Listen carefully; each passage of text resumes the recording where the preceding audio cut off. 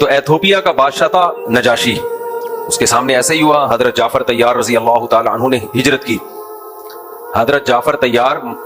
یہاں سے چل کے نا، مکہ سے چل کے ہجرت کے لیے گئے نجاشی بادشاہ کے پاس، کیونکہ بہت زیادہ ظلم ہو رہا تھا مکہ میں۔ تو آپ صلی اللہ علیہ وسلم کو پتا چلا کہ جو حبشہ کا بادشاہ ہے، ایتھوپیا کا بادشاہ ہے نجاشی، وہ تھوڑا سا نرم دل ہے، عیسائی تھا نا، عیسائیوں میں ہمیشہ سے نسبتاً کچھ بہتری رہی ہے دوسرے مذاہب کی نسبت۔ تو حضرت جعفر طیار رضی اللہ تعالی عنہ کو نبی نے بھیجا، آپ نبی کے چچا زاد بھائی تھے، تو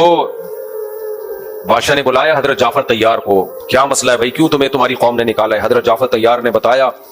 کہ ہم مردار کھایا کرتے تھے، محمد صلی اللہ علیہ وسلم نے ہمیں مردار کھانے سے منع کیا، اور بہت ساری اسلام کی جو خوبیاں ہیں وہ بیان کی کہ ہم تو یہ ان برائیوں میں تھے، محمد صلی اللہ علیہ وسلم نے ہمیں ان برائیوں سے نکالا۔ تو نجاشی نے کہا اچھا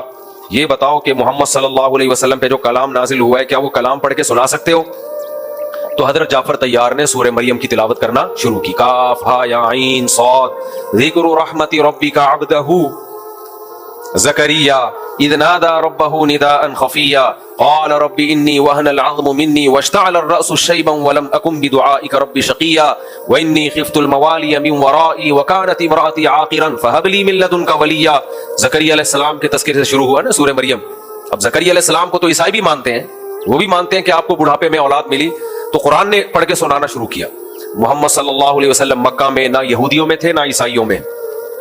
نہ آپ کو پڑھنا آتا تھا کہ آپ تورات اور انجیل پڑھ لیتے ہیں، تو یہ چیز بہت اٹریکٹ کرتی تھی عیسائیوں کو کہ یہ تو ہماری کتابوں کے مضمون ہیں، محمد صلی اللہ علیہ وسلم کیسے بیان کرتے ہیں، یہ نبی صلی اللہ علیہ وسلم کیسے بیان کرتے ہیں؟ تو جب نجاشی اور اس کے ارد گرد جتنے پادری بیٹھے ہوئے تھے، اس وقت عیسائی بھی داڑیاں رکھا کرتے تھے، عیسائیوں میں غامدی جیسے لوگ پیدا نہیں ہوئے تھے، تو وہ بھی کہتے تھے عیسیٰ علیہ السلام نے داڑھی رکھی ہے، داڑھی کا حکم دیا ہے، تو سب داڑھی رکھتے تھے، تو پادری تھے، بڑی بڑی داڑیاں تھیں ان کی۔ یہودیوں میں بھی اب تک غامدی جیسے لوگ پیدا نہیں ہوئے، یہودی بھی اب تک داڑیاں رکھتے ہیں، یہ صرف مسلمانوں میں ہی اس قسم کے نئے نئے لوگ آ رہے ہیں جنہوں نے داڑیوں کا بھی انکار کر دیا، موسیقی کو بھی حلال کر دیا، اور ڈرامہ ایک آرٹ ہے، اس میں ایکٹنگ کرنا اور اس میں ہیروئن کے ساتھ آنا، سب کیا ہو گیا، سب سیٹ چلتا ہے وہاں۔ تو حبشہ بھیجا نبی صلی اللہ علیہ وسلم نے، یہ بھی آپ صلی اللہ علیہ وسلم کی پالیسی تھی، ایسا نہیں کیا کہ مکہ میں ہی ان کو رہنے دو، ظلم سہتے رہیں، توکل کس پہ کرو؟ اللہ پہ، نہیں بھائی ہمیں جہاں سے مدد ملے گی ہم وہاں سے لیں گے، اپنے ساتھیوں کو ہم نے بچانا ہے، مکہ میں ان کے لیے رہنا مشکل ہے تو چلو بھائی دوسرے کنٹری جاؤ، وہ بھی غیر مسلم بادشاہ۔ تو حضرت جعفر طیار نے سورہ مریم کی تلاوت کی، بادشاہ نے بھی رونا شروع کیا، اور جو جتنے پادری تھے وہ سارے روتے روتے ان کی داڑیاں تر ہو گئیں۔ جب حضرت جعفر طیار نے تلاوت ختم کی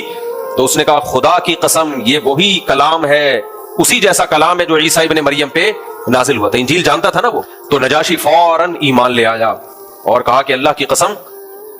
نبی صلی اللہ علیہ وسلم نے جب بادشاہوں کو خطوط بھیجے ہیں تو ان میں کچھ انکار کر لیا اور کچھ ایمان لے آئے،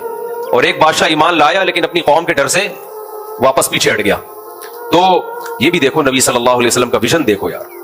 اتنا سا مکہ، اتنا سا مدینہ، اور خطوط کس کو لکھ رہے ہیں؟ بڑی بڑی طاقتوں کو۔ یہ خود آپ کے برحق نبی ہونے کی علامت ہے، اتنا کانفیڈنس اور اتنا اعتماد اپنی ترقی پہ اور اپنے برحق ہونے پہ، یہ جب تک کوئی واقعی سچا پیغمبر نہ ہو تو اتنے اعتماد کے ساتھ اتنے بڑے کام نہیں ہو سکتے۔